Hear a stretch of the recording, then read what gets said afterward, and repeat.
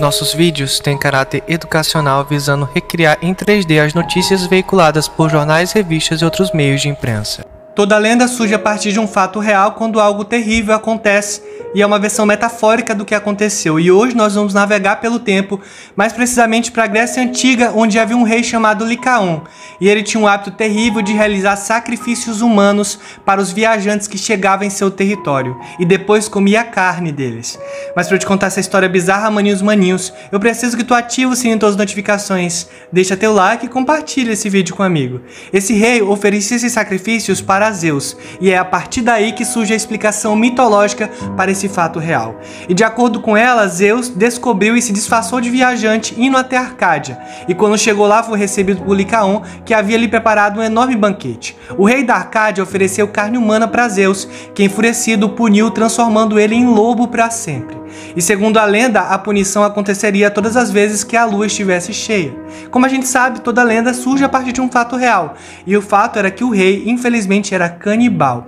E daí veio o nome lobisomem, derivado do nome do próprio rei, que seria licantropo, licos, que significa lobo, e antro, que significa homem. Existem alguns estudos que apontam que o lobo já era um animal que recebia culto na antiguidade. Isso aí acabou se passando da Grécia para Roma e de Roma até os dias atuais. Para você ter uma ideia, por exemplo, em Roma, além de ter existido o culto ao lobo por meio de uma festa chamada Lupercalia, a festa dos lobos, né? Existia também a história de um homem que se transformava em lobo baseada em Licaon, aquela lenda grega que surgiu. Só que em Roma ele era chamado de Versipélio.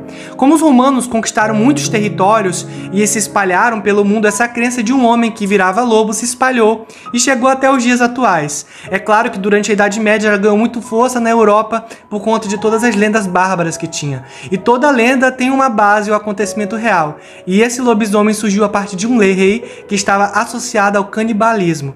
Naquela época existiam muitos casos de tribos e pessoas que praticavam esse ritual. Algumas eram uma forma de sacrifício aos deuses, outras eram simplesmente porque não se adaptavam à carne animal. Mas pessoal, naturalmente a lenda do lobisomem acabou chegando no Brasil por meio dos portugueses durante o período em que o Brasil foi colonizado. E se você for em qualquer interior da cidade, sempre tem alguém que fala que viu um lobisomem em algum momento da vida. Pois é.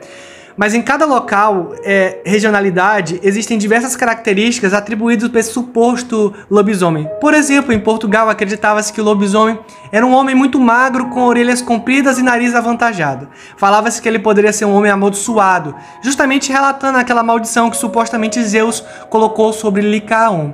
Então toda lenda tem uma origem verdadeira antes. Tudo que surge como lenda é nada mais que uma explicação metafórica para algum fato real que não conseguiram explicar naturalmente. E talvez um caso, a época da Grécia, de um homem que comia carne humana, não teria uma explicação muito plausível, então eles resolveram fazer uma explicação mitológica.